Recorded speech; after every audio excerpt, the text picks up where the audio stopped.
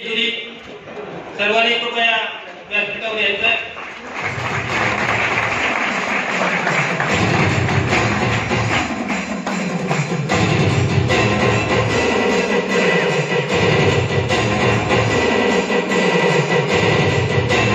शिवसेनेचे उपनेते नितीनजी बानपुडे पाटील यांना विनंती करेल की आपण आपले विचार इथे व्यक्त करावे.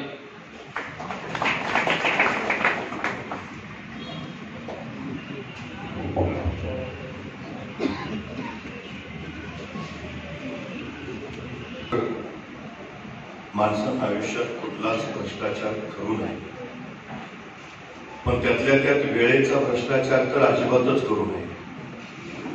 कारण खाल्लेला पैसा परत देता येतो, दुसऱ्याचा खाल्लेला वेळ मात्र परत देता येत नाही. दुर्दैवाने इथे येण्यापूर्वी माझ्याकडून आपल्या बऱ्याचशा वेळेचा भ्रष्टाचार झाला, त्याबद्दल मी सुरुवातीलाच आपल्या सगळ्यांची दिलगिरी व्यक्त करतो. पण सकाळी 11 वाजता संपणारा सांगलीचा मेळावा संपायला जवळजवळ 1:30 वाजले आणि तिथून आपल्यापर्यंत पोहोचताना आता 6 वाजता आहे. पण 3च्या मेळाव्यासाठी आलेले आपण 6 वाजले तरी आहात तिथंच आहात की एवढी एकच गोष्ट. रत्नागिरी सिंधुदुर्ग लोकसभेला कोण विजयी होणार याची साक्ष देणार आहे.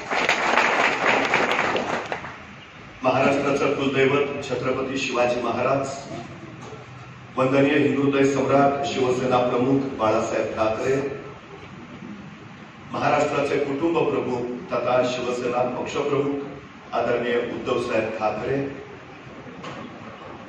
2024च्या लोकसभा निवडणुकीसाठी रत्नागिरी सिंधुदुर्गचे महाविकास आघाडीचे उमेदवार खासदार विनायक रिची राऊतसाहेब आणि ज्यांच्या संयोजनातून आजचा हा मानगाव खोऱ्यातला कार्यक्रम इथं संपन्न होतो आहे ते सन्माननीय आमदार वैभवजी नाईक, मंचावर उपस्थित असणारे खासदार विनायकजी राऊत यांना 3ऱ्यांदा खासदार बनवण्यासाठी सज्ज झालेले सर्व पदाधिकारी आणि उपस्थित आपण सर्व.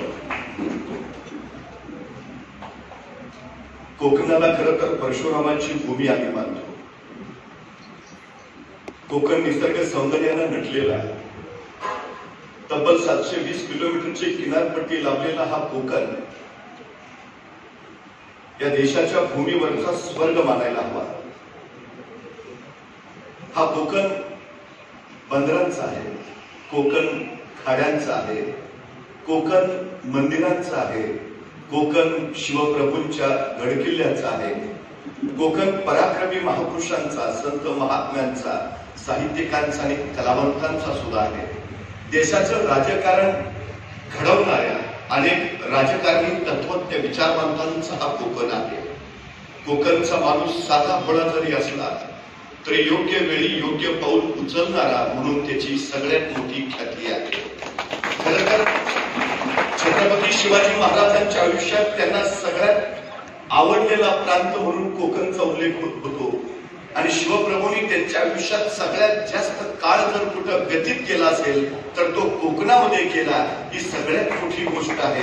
शिवप्रभूंनी कोकणाला एक नाव दिलं होतं. शिवप्रभू कोकणाला कायम नवनिधी असं म्हणायचे. इतकं सारी संपन्नता या भूमीला लाभलेली आहे. आपण या भूमीचे पुत्र आहात. आपण निश्चितपणे छत्रपती शिवाजी महाराजांच्या विचारांवर चालणारे आणि छत्रपती शिवाजी महाराजांना अपेक्षित असणारं स्वराज्य आणि सुराज्य उभा करण्यासाठी झटणारे आहात. खरं तर गेल्या 1.5 वर्षात महाराष्ट्राच्या राजकारणाच्या पुलाखालून बरंचसं पाणी वाहून गेलं. सुसंस्कृत राजकारण म्हणून महाराष्ट्राचं राजकारण ओळखलं जायचं, पण दुर्दैवानं या सुसंस्कृत राजकारणाला गेल्या 1.5 वर्षापूर्वी दृष्ट लागली. सध्याचं जे सरकार आहे ते सत्तेला सटावलेलं नुसतं सरकार नाही, तर अनैतिकतेच्या पायावर उभा असलेलं सरकार आहे. खरं तर ते नैतिक आहे का, कायदेशीर आहे का, हा सगळ्यात महत्वाचा प्रश्न आहे. पण डॉक्टर बाबासाहेब आंबेडकरांनी ज्या दिवशी या देशाला संविधान समर्पित केलं त्या दिवशी अत्यंत आनंदाने ते बाहेर आले. त्यांच्या चेहऱ्यावरचा आनंद बघून आचार्य कुरकुलांनी त्यांना म्हणाले की डॉक्टर साहेब आज आपण प्रचंड आनंदी दिसतात, त्यावेळी डॉक्टर साहेब म्हणाले, हो पूर्वी राजा राणीच्या पोटातून जन्माला यायचा, आता तो मतपेटीतून जन्माला येईल. हे लोकशाहीचं सगळ्यात मोठं सत्य.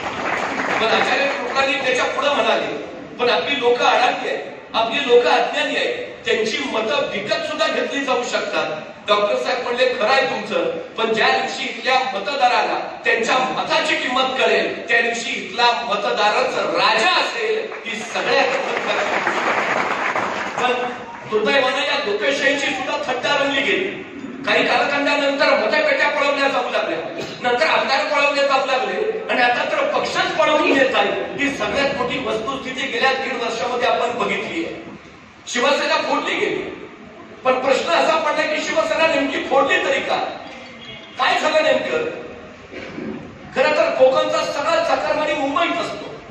सगळ्यांना माहीत पडतात घेणार ही मुंबई. त्या मुंबईवर शिवसेनेचा अधिराज्य आहे. कोकणातल्या माणसानं मुंबईमध्ये शिवसेनेचा भगवा आपल्या खांद्यावर घेतला आणि सुट्टीला गावी परतताना तोच भगवा तसाच कोकणात आणला आणि कोकण शिवसेनेचा बालेकिल्ला झाला. तिथल्या गावागावामध्ये, माणसामध्ये, मनामनामध्ये शिवसेना जिवंत आणि ज्वलंत राहिली.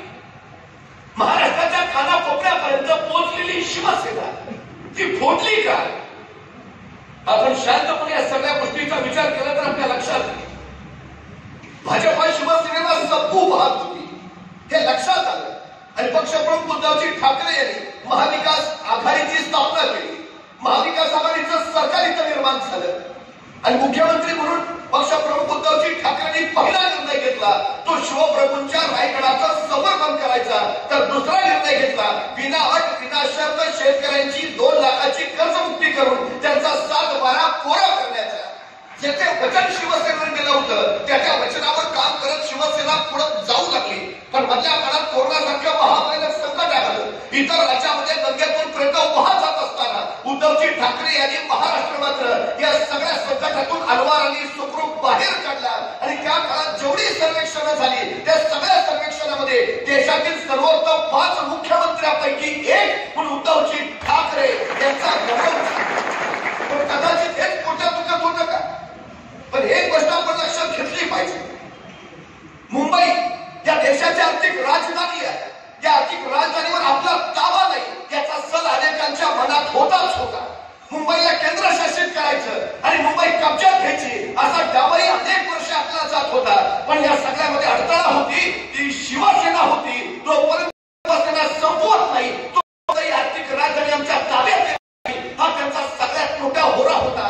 त्यांना महाराष्ट्रातले उद्योग गुजरातला द्यायचे होते. अडथळा होती ती शिवसेना. शिवसेना ही होऊ देणार नव्हती. विनाशकारी विघातक प्रकल्प महाराष्ट्र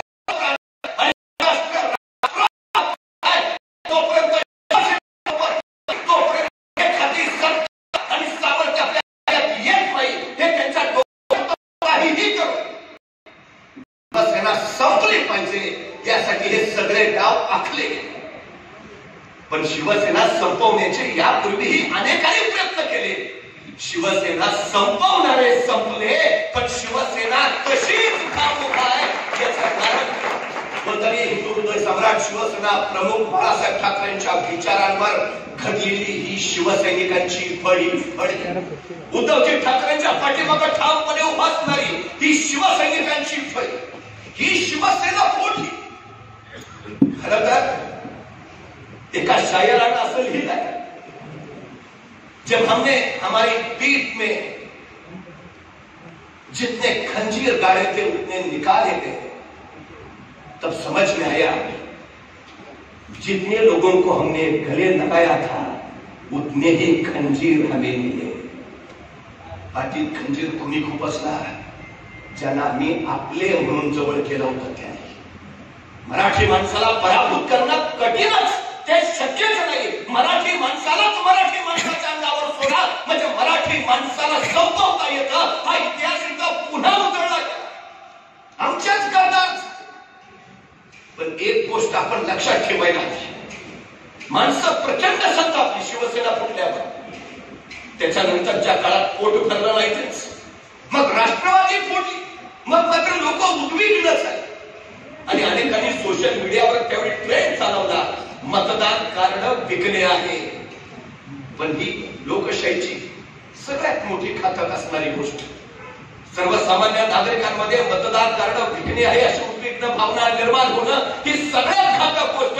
मतदान कार्ड विकणे आहे असं म्हणण्यापेक्षा या गद्दारांना याच मतदान कार्डाची किंमत आम्ही दाखवून देऊ, ताकद दाखवून देऊ असं म्हणणं हे लोकशाहीचं वैभव वाढत आहे. या लोकसभेच्या निवडणुकीमध्ये आम्हाला ते सामर्थ्य दाखवून द्यायचं आहे. ते शिवसेनेला संपवून पाहत आहेत, जे महाराष्ट्राचे तुकडे करून पाहत आहेत, जे मुंबई खिळखिळी करून पाहत आहेत, जे कोकणचं निसर्ग सौंदर्य संपवून पाहत आहेत. इथल्या निसर्ग सौंदर्यावर पर्यटनावर अवलंबूनारा उद्योगचे मोडी टाकायचं पाहत आहे. त्यांच्यासाठी सगळ्यात महत्वाची गोष्ट आहे या लोकसभेच्या निवडणुकीच्या माध्यमानं त्यांना उत्तर देणं. हे सगळ्यात महत्वाचं आणि गरजेचं आहे. पण कदाचित डॉक्टर बाबासाहेब आंबेडकरांना या सगळ्या गोष्टी आधीच कळाल्या असतील म्हणून त्यांनी त्याच वेळी लिहून ठेवलंय, भले जरी सगळे नेते विकले गेले तरी माझं संविधान सुरक्षित राहील, कारण माझं संविधान सर्वसामान्य माणसांच्या हातात आहे, की माझा सर्वसामान्य माणसांवर विश्वास आहे.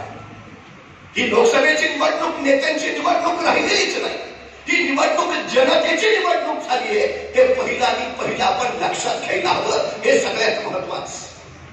लोकसभेची निवडणूक म्हणजे या व्यक्तीला खासदार करायचं, त्या पक्षाला विजयी करायचं एवढ्यापुरतं मर्यादित सूत्र नाही. उद्याच्या राष्ट्राचं भविष्य काय असेल हे सांगणारी ही निवडणूक आहे. उद्या देश महासत्ता होईल की नाही हे दाखवणारी ही निवडणूक आहे. उद्याच्या पिढ्यांचं आमचं भवितव्य काय असेल हे मांडणारी ही निवडणूक आहे. हे आपण पहिल्यांदा लक्षात घेतलं पाहिजे. सगळ्यात महत्वाची गोष्ट आहे 350 वर्षापूर्वी छत्रपती शिवाजी महाराजांनी तर स्वराज्य उभा केलं, पण या स्वराज्यावर घाला घालण्यासाठी अफजल खान 40,000 फौजनिशी आला आणि आल्या त्यांनी सगळ्या महाराजांच्या सरदारांना खाली ते पाठवले. सोबत येऊन मिळा, नाहीतर घराघरावर गाढवाचा नांगर फिरवू असाच एक खरिता खोपड्याला आणि खोपडा असाच एक आणखी खरिता कान्होजी जेने नाईक देशमुखांना सोबत या, नाहीतर खरा दरावरनं पत्नावरनं गाढवाचा नांगर फिरवू. म्हणजे आता सुद्धा भाजपवाले म्हणतात ना, सोबत या नाहीतर ईडी सीबीआय पाहू. तसलाच प्रकार होता तो. खरिता कान्होजी नाईक देशमुखाला मिळाला आणि कान्होजीच्या ते महाराजांना राजन खानाचा खलिता काय म्हणतो, सोबत येऊन मिळा, नाहीतर खऱ्या दरावरनं गाढवाचा नांगर फिरवीन म्हणतो. महाराज म्हणाले, कान्होजी काका मग तुम्ही काय निर्णय घेतला? तसे कान्होजी म्हणाले, काय बोलतात तसं नाही. तुमच्या मतदानाचा प्रश्न आहे, तुमच्या जागिरीचा प्रश्न, तुमच्या पोराबाळांचा प्रश्न आहे. तसे कान्होजी उठले, शेताचं ताब्या भांड घेतलं आणि त्या भांड्याचं पाणी स्वतःच्या हातावर सोडत कान्होजी कळले, राजा हे सोडलं पाणी मतनावर, हे सोडलं पाणी जागिरीवर, हे सोडलं पाणी कुटुंबावर, हे सोडलं पाणी पोराबाळांवर. कान्होजी जगन सुधाराच्यासाठी आणि मरण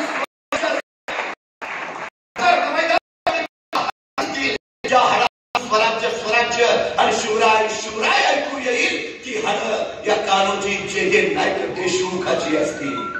आजही आमच्या विनायक राऊतांच्या आणि वैभव नाईकांच्या थांबण्यातून जर काही ऐकू येत असेल तर ते फक्त जय महाराष्ट्र. निष्ठा ही निष्ठा, निष्ठेच्या फळावर राज्य उभा राहतात आणि स्वार्थानं फितुरीनं गद्दारीनं राज्य कोसळतात. ही सगळ्यात महत्वाची गोष्ट आहे. ही लोकसभेची निवडणूक गद्दार विरुद्ध निष्ठावंत अशी लढाई आहे, हे पहिलं लक्षात ठेवा. राज्य उभा करायचे असतील तर निष्ठावंतांच्याच पाठीशी ठामपणे उभा राहायला हवं. ही सगळ्यात महत्वाची गरज आहे, सगळ्यात महत्वाची. नाहीतर गेले 10 वर्ष या सरकारनं देशामध्ये किती क्रांती केली, किती परिवर्तन केलं हे सगळे आपण डोळा भरून पाहतो. नेमकं काय आमच्या हाताला लागलं, नेमकं आम्हाला मिळालं तरी काय? अनेक घोषणा झाल्या, अनेक आश्वासनं झाली, पण आमच्या पदरात नेमकं पडलं काय? हा सगळ्यात महत्वाचा आणि चिंतेचा विषय आहे.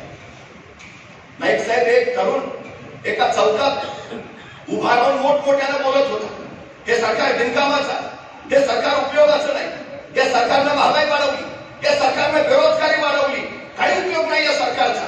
बघता बघता माणसं जमा झाली आणि काय झालं म्हणून पोलीस तिथपर्यंत आले आणि मोठमोठ्यानं बोलणाऱ्या त्या तरुणाला त्यांनी पकडलं आणि पोलीस स्टेशनला नेलं. पोलीस स्टेशनला गेल्यावर त्या तरुणानं विचारलं, मला इथं का आणलंय? तसं ते इन्स्पेक्टर म्हणाले, अरे तू सरकारच्या विरोधात बोलतोयस म्हणून तुला इथं आणलंय. तसा तो तरुण म्हटला, अहो मी आपल्या सरकारच्या विरोधात नव्हतो बोलत, मी पाकिस्तानच्या सरकारविरुद्ध बोलत होतो. तसा तो इन्स्पेक्टर म्हणाला, तू काय मला वेडा समजतोस का? मला माहित नाही का कुठल्या सरकारने कामाचा आहे? मला माहित नाही का कुठल्या सरकारचा उपयोग नाही? मला माहित नाही का कुठल्या सरकारनं महागाई वाढवली? मला माहित नाही का कुठल्या सरकारने बेरोजगारी वाढवली? तू आम्हाला सांगणार का? पोरापासून प्रशासनाच्या अधिकाऱ्यापर्यंत सगळ्यांना माहितीये गेल्या 10 वर्षात नेमकं काय चाललंय, नेमकं काय चाललंय.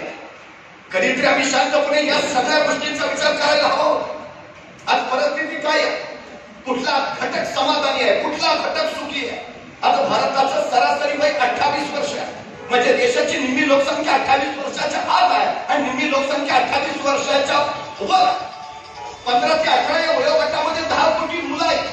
15 वर्षाच्या आत 36 कोटी मुलं या देशात आहेत. म्हणजे 18 वर्षाच्या आत इथली लोकसंख्या 46 कोटी आहे. म्हणजे ही 46 कोटी मुलं उद्या देशाचं भविष्य ठरवणार आहेत. ही 46 कोटी मुलं उद्या आमच्या देशाची अर्थव्यवस्था बळकट करणार आहेत. ही 46 कोटी मुलं उद्या आमच्या देशाला महासत्ता बनवणार आहेत. मग या 46 कोटी मुलांना योग्य ते शिक्षण मिळतं का? योग्य ते कौशल्य मिळतं का? यांना रोजगार उपलब्ध होतो का? हा सगळ्यात महत्वाचा विषय आहे. आज परिस्थिती काय आहे? महाराष्ट्रातल्या अनेक समाज सुधारकांनी शिक्षणाचं महत्व सांगितलं. विद्येविना मती गेली, मती विना नीती गेली, नीती विना गती गेली, गती विना वित्त गेले, वित्ताविना क्षुद्र खचले. आणि एवढे सगळे अनर्थ एका विद्येनं केले. महाराष्ट्रात शिक्षणाची गंगा प्रवाहित झाली. पण या सरकारने 20 पेक्षा कमी पटसंख्या असणाऱ्या शाळा बंद करायचा खाजगी निर्णय घेतला. आता कोकणाची भौगोलिक रचना जर बघितली तर वाड्या वस्त्यांवरच्या शाळा जर बघितल्या तर इथल्या सगळ्या शाळा बंद कराव्या लागतील. मग आमच्या उद्याच्या पिढीच्या शिक्षणाचं काय? ते शिकणार कसे? 18 ते 45 हा वयोगट सगळ्यात कृतीशील वयोगट मानला जातो, सगळ्यात कार्यशील वयोगट समजला जातो, जो अत्यंत कृतीशील राहून देशाची अर्थव्यवस्था बळकट करतो. पण 18 ते 45 या वयोगटातली तब्बल 65% मुलं बेरोजगार आहेत. त्यांना नोकऱ्याच नाहीत. जॉबलेस ग्रोथ हा देशाच्या अर्थव्यवस्थेतला सगळ्यात मोठा अडथळा असतो. मनुष्य संपदा, बुद्धी संपदा, पण त्याचा वापर देशासाठी होत नाही. ही देशासाठी सगळ्यात मोठी घातक गोष्ट आहे. 65% बेरोजगारी आमच्या देशात आहे. मग हे आमची पोरं काय करतात? नाईक साहेब गेल्या 10 वर्षात 17.5 लाख लोकांनी देश सोडला. 17.5 लाख. त्यातले 2.5% लोक 500 कोटीच्या संपत्तीचे मालक आहेत, जे इथं उद्योग व्यवसाय उभा करू शकत होते पण देश सोडून सरळ परदेशात निघून गेले. आणि 97% तरुण मुलं देश सोडून नोकरीसाठी दुसऱ्या देशात गेले. 97%. म्हणजे आमची मुलं बुद्धिमान आहेत, प्रतिभावंत आहेत, पण त्या प्रतिभेचा वापर ते कुणासाठी करतायत? आपल्या देशासाठी नाही. कारण इथं त्यांना संधीच मिळत नाही, इथं त्यांना कामच मिळत नाही. ते परक्या देशात जात आहेत आणि त्यांच्या देशाची अर्थव्यवस्था बळकट करतायत. आम्हाला काय फायदा झाला? का नाही संधी देऊ शकत आम्ही आमच्या मुलांना? इथं माय मंडळी सोडून का चालू ते प्रदेश? अहो मी परवा दुबईला गेलो होतो. मला वाटेनच मी दुबईत आहे. सगळी आपलीच गॅंग. मग जिथं जेवायला गेलो तो म्हणला मी पुण्याचा, ज्याच्याकडे आईस्क्रीम खायला गेलो म्हणला मी शिरवळचा, आणि मोबाईलच्या अकाउंटच्याकडे तो म्हणला मी आटपाडीचा. सगळी पोरं आपली तिकडच. म्हणलं इकडं काय आहे? तो म्हणला तिकडं काय आहे? तिकडं काय नाही म्हणून आम्ही इकडं आहे. ही गोष्ट काय आम्हाला अभिमानाची आहे? आमच्या बुद्धी संपदेचा, मनुष्य संपदेचा इतर देशांसाठी वापर होणं त्यासाठी किती वाईट गोष्ट आहे. या देशाला महासत्ता बनवायचं ना, त्या बुद्धी संपदेचा वापर आपल्या देशासाठी व्हायला हवा. ही सगळ्यात महत्वाची गोष्ट. तुम्हाला माहिती आहे ऍपल मध्ये 32% भारतीय मुलं आहेत, मायक्रोसॉफ्ट मध्ये 34% भारतीय मुलं आहेत, IBM मध्ये 28% भारतीय मुलं आहेत, इंटेल मध्ये 17% भारतीय मुलं आहेत, आणि अमेरिकन अंतराळ संशोधन नासा याच्यामध्ये 36% भारतीय मुलं आहेत. ही आमची मुलं त्या देशाची अर्थव्यवस्था बळकट करतायत. आम्ही त्यांना इथं उद्योग उभा करून देऊ शकत नाही, आम्ही इथं त्यांना नोकरी देऊ शकत नाही, आम्ही इथं त्यांना रोजगार देऊ शकत नाही. तुमच्या कोकणामध्ये किती नवे उद्योग आहेत?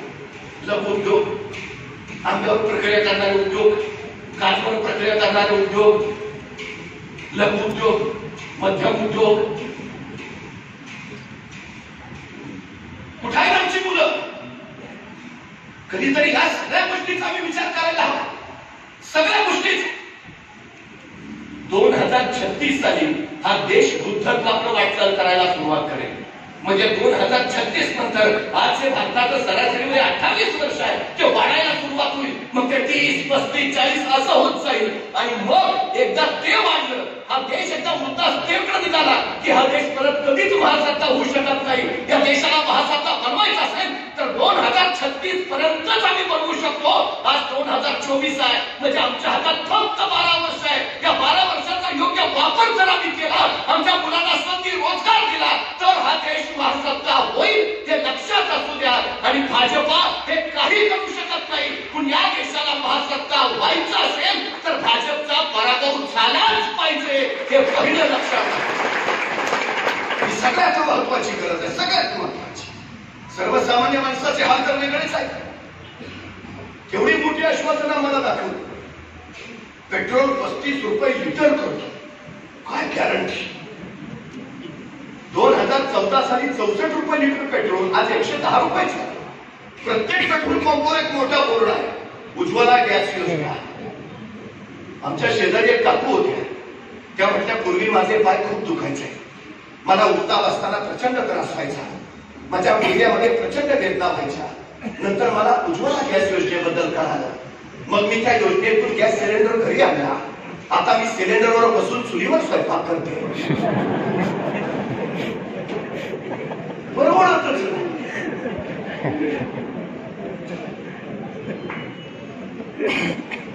54 रुपये डिझेल होतं 2014 ला, 96 रुपये झालं. शेतकऱ्यांसाठी लागणारे डीएपीचा पोत 540 रुपयाला होता 2014 ला, आज 1650 रुपयाला गेलाय. काय आलं आमच्या हातात? काय मिळालं आम्हाला? तरी या सगळ्या गोष्टींचा विचार शांतपणे केला पाहिजे. निवडणुका जवळ आली, साखरेचं दर वाढता कामा नये, साखरेवर निर्यात बंदी. महागाई वाढता कामा नये, कांद्यावर निर्यात बंदी. कोकणात भात जास्त होतो, तांदळावर सुद्धा निर्यात बंदी घातली आहे. म्हणजे शेतकरी मोडीतच काढायचा. न्यूझीलंड वरनं 145 लाख टन दूध पावडर आयात केली आणि महाराष्ट्रातल्या देशातल्या शेतकऱ्यांच्या दुधाचे दर पाडले गेले. आज बिस्लेरीची बाटली जेवढ्याला मिळते ना, तेवढ्या लिटरनं सुद्धा आमचं दूध शेतकऱ्याचं घेतलं जात नाही. ही वस्तुस्थिती आहे. कुठल्या दिशेला निघालो? आज महाराष्ट्रात रोज 10 ते 12 शेतकरी आत्महत्या करतात. गेल्या 40 दिवसात 427 शेतकऱ्यांनी आत्महत्या केल्या आणि गेल्या 10 महिन्यामध्ये 2366 शेतकऱ्यांनी आत्महत्या केल्या. 2 रोज बेरोजगार आत्महत्या करतायत. हे या देशातलं सगळ्यात मोठं वास्तव आहे. सगळ्यात कुठल्या दिशेला चालू आहे? प्रचंड घोषणा, प्रचंड आश्वासना. एक राजा होता, त्या राजाच्या दरबारात एक गायक आला. मैफल चालू झाली आणि गायकाचं गाणं ऐकून ऐकून राजा प्रचंड खुश झाला. म्हणला, बहुत खूप अप्रतिम सुंदर गाणं, तुझ्या खात्यावर 15 लाख जमा करतो बक्षीस. आता 15 लाख खात्यावर जमा म्हणल्यावर त्या गायकालाही प्रचंड आनंद झाला. तो आणखी चांगलं गायला लागला, आणखी चांगलं गायला. राजा प्रचंड खुश झाला. बहुत खूप, पक्क घर दिलं तुला.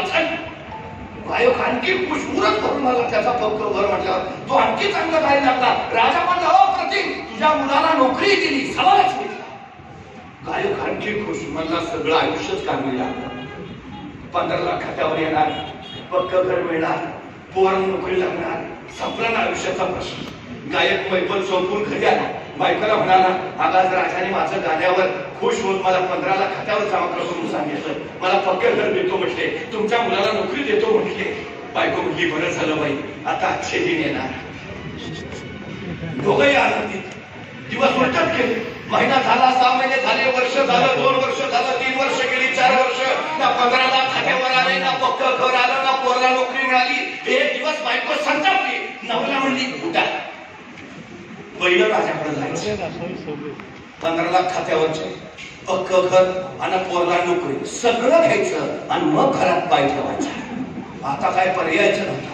गायक गेला राजा.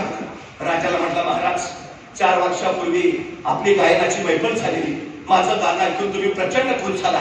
मग खुश होऊन तुम्ही 15 लाख खात्यावर जमा करतो म्हटला, मग पक्क घर देतो म्हटला, मग नोकरी देतो म्हटला. पण महाराज 4 वर्ष झाली अजून काही मिळालं नाही. तसा राजा म्हटला, हे बघ, तुझं गाणं ऐकलं की माझे कान खुश व्हायचे आणि माझं बक्षीस ऐकलं की तुझे कान खुश व्हायचे. या देण्या घेण्याचा विषय येतो कुठं?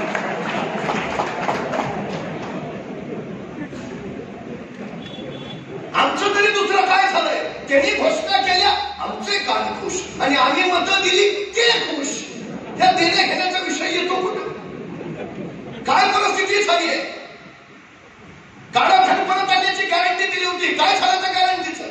15 लाख खात्यावर जमा करतो म्हणले होते, काय झालं त्या गॅरंटीचं? 2022 पर्यंत प्रत्येकाला पक्क घर देतो म्हणले होते, काय झालं त्या गॅरंटीचं?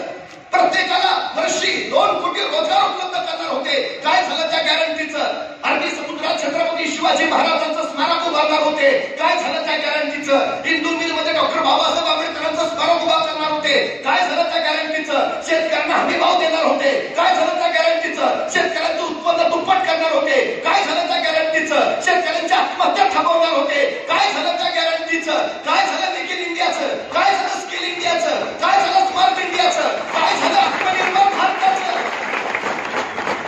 अहो, भारताला आत्मनिर्भर करायचं राहू द्या, आधी तुम्ही तरी आत्मनिर्भर व्हा. या लोकसभेच्या निवडणुकीत 116 उमेदवार त्यांचे बाहेरचे आहेत. तुम्ही तरी आधी आत्मनिर्भर व्हा. मला पहिल्यांदा खरं तर प्रश्न पडला, म्हटलं सत्तेतून बाहेर गेले, सत्ता मिळावी यासाठी त्यांनी शिवसेना फोडली असावी. मग आमचे 40 गेले, 30 तरी आले, म्हणजे आता संपला विषय. पण परत राष्ट्रवादी फुटली, म्हणलं ठीक आहे, राष्ट्रवादी फुटली, आता शांत बसतील. मग त्यांनी काँग्रेसचे आदर्श नेते घेतले, म्हणलं आता तरी शांत बसतील. मग त्यांनी मनसे पण घेऊन टाकली. म्हणजे प्रकार काय, काय विरोधात ठेवता येत का नाही? आणि मग लक्षात आलं, 1 नेशन 1 टॅक्स यासारखं त्यांना देशात 1 नेशन 1 पार्टी बनवायचं आहे. एक पक्ष एक देश, एक देश एक पक्ष, हे त्यांचं धोरण आहे. या देशामध्ये विरोधी पक्षच ठेवायचा नाही, आणायचाच नाही, असूच द्यायचा नाही. त्यांच्याकडे 2च पर्याय, जॉईन और जेल. काय करता? सगळ्यात मोठी गोष्ट, विरोधी पक्षच नको, पण विरोधी पक्ष हे लोकशाहीचं सगळ्यात मोठं वैभव आहे. लोकमान्य टिळक ज्यावेळी इंग्लंडला गेले तर तिथल्या पत्रकारांनी त्यांना प्रश्न विचारला, स्वतंत्र भारतामध्ये तुम्हाला कुठल्या खात्याचं मंत्री होणं आवडेल? आणि लोकमान्य टिळक म्हणाले, मला विरोधी पक्ष नेता व्हायला आवडेल, कारण ते लोकशाहीचं सगळ्यात मोठं वैभव आहे. सक्षम विरोधी पक्ष हेच वैभव आहे. त्यांना विरोधी पक्षाचाच कुणी नको.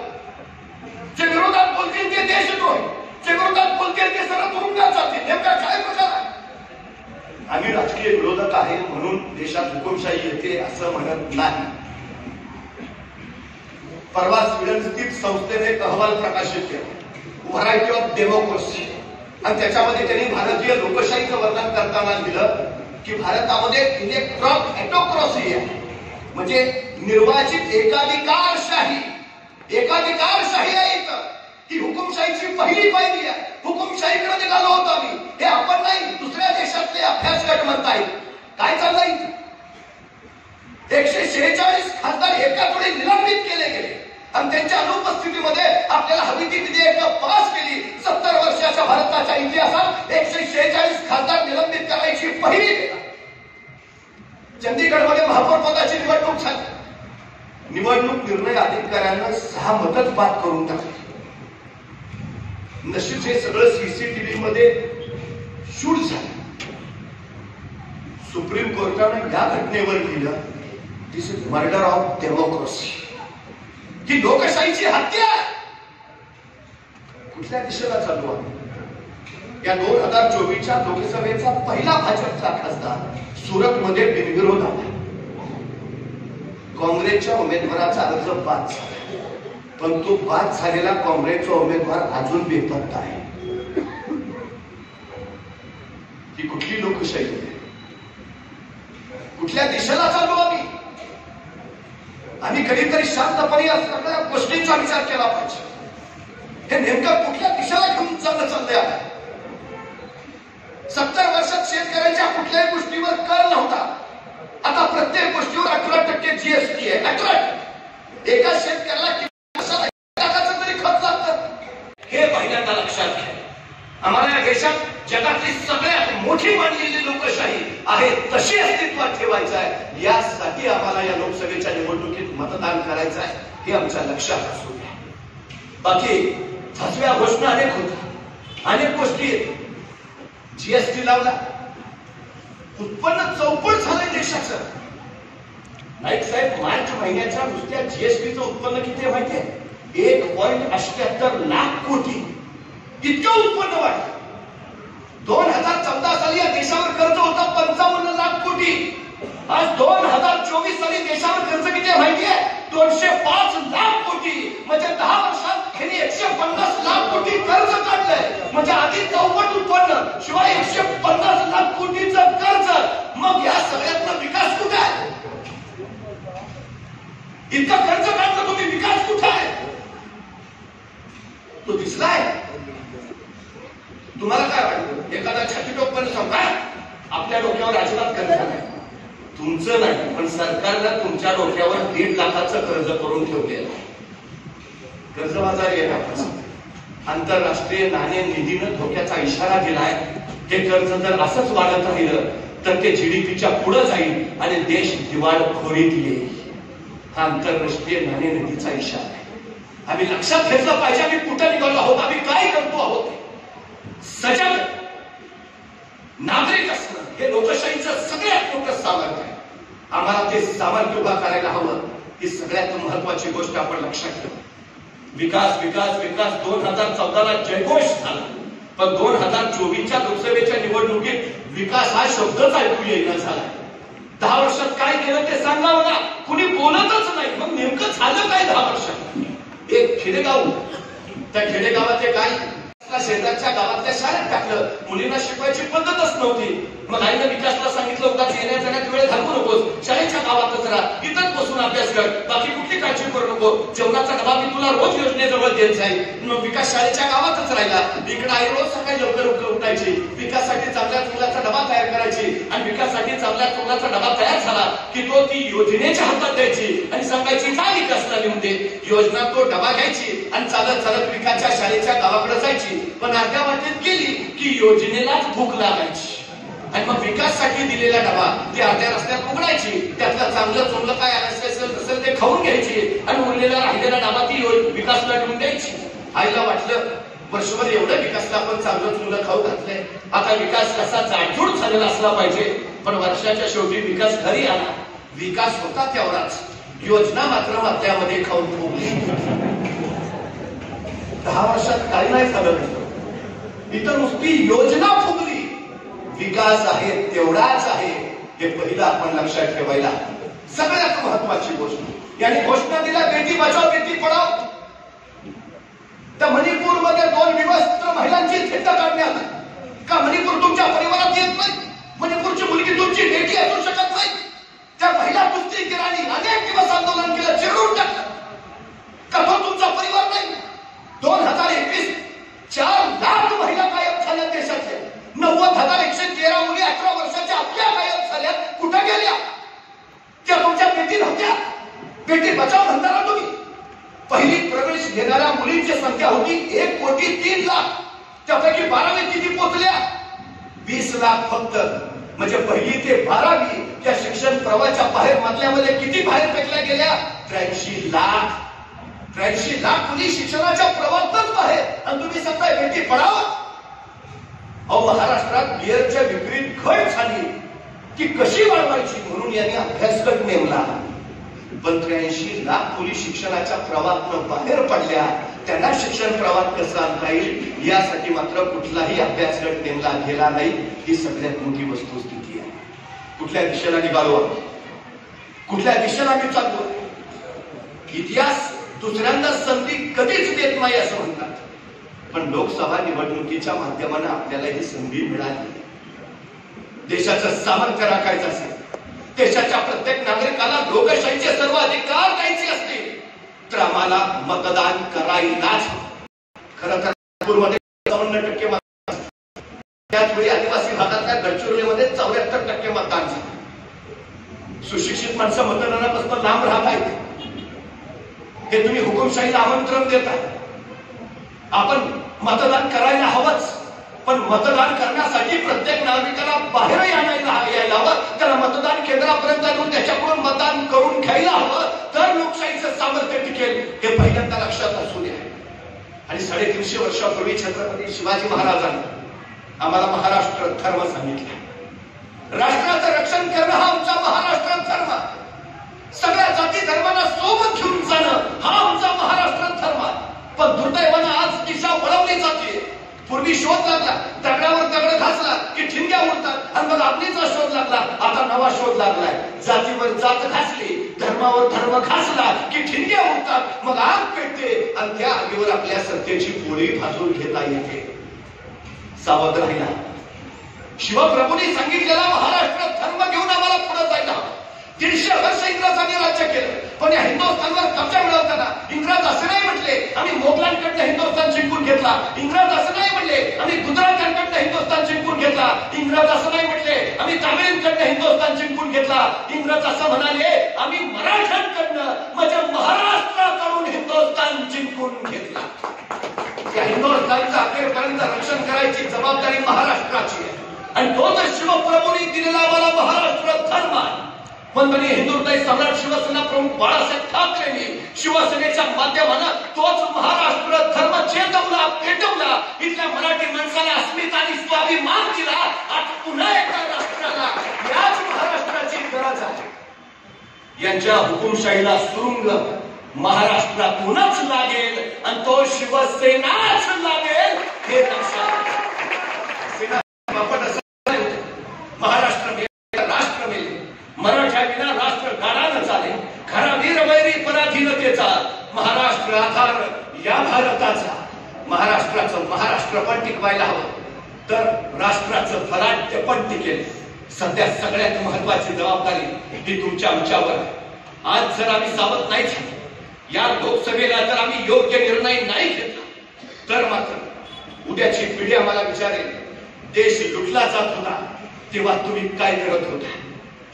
देश विकला जात होता तर तुम्ही काय करत होता? महाराष्ट्रातले उद्योग गुजरातला नेले जात होते, तुम्ही काय करत होता? मुंबई खिळखिळी केली जात होती, तुम्ही काय करत होता? कोकणातला निसर्ग संपवला जात होता, तुम्ही काय करत होता? लोकशाही हुकुमशाही परावर्तित होत होती, तुम्ही काय करत होता? संविधान बदललं जात होतं, तुम्ही काय करत होता? आम्हाला अभिमानानं सांगता यायला हवं, बाळा असं काहीही घडणार नाही, कारण आम्ही उद्धवजी ठाकरेंच्या खांद्याला खांदा लावून, आम्ही विनायकजी राऊत यांच्या खांद्याला खांदा लावून लढत होतो, आम्ही वैभवजी नाईक यांच्या खांद्याला खांदा लावून लढत होतो. ही जबाबदारी आम्ही आमच्या शिरावर घेतली.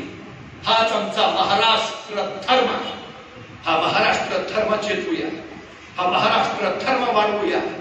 राष्ट्रावर जे संकट घोंगावत आहे, लोकसभेच्या निवडणुकीमध्ये विनायकजी राऊत यांच्या मशाल चिन्हावरचं बटन दाबून या देशातलं सामर्थ्य समर्थपणा संवर्धित करूया. खरं तर रावणानं नैतिक मूल्य पायदळी तुडवली, म्हणून प्रभू श्री रामचंद्र लंकेला निघाले. त्यावेळी रामसेतू उभारताना इंग्लिशी खरोताई सुद्धा प्रभू श्री रामचंद्रांच्या सोबत आली. जीव जगत परमेश्वराचा सिद्धांत सांगत पशु पक्षी प्राणी मनुष्यांसोबत रामसेतू बांधण्यासाठी कामाला लागले. आपण कोण आहोत हे महत्वाचं नाही, आपण काय करतो आहोत हे महत्वाचं आहे. हे सगळे प्रभू श्री रामचंद्रांच्या सोबत राहिले, कारण श्री रामचंद्रांची भूमिका सत्याची होती, त्यांची बाजू सत्याची होती. आजही शिवसेना सत्यासाठी लढते आहे. आपण लोकशाही वाचवण्यासाठी लोकसेतू उभारायची गरज आहे. आपलं खरोता एवढं का असेना, पण मतदान रूपी योगदान आपण द्यायलाच हवं. ती सगळ्यात महत्वाची गरज आहे. शिवसेनेचं वैभव तेव्हा वाढेल. वैभव नाईकांच्या कार्यकर्तृत्वाचा सगळा अनेक तर तुमच्या समोर आहेच.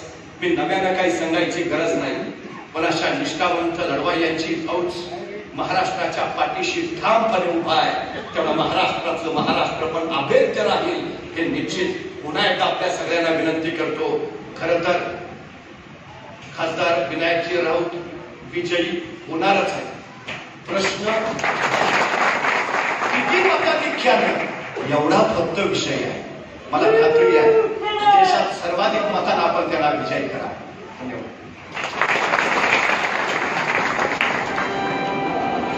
धन्यवाद सर्व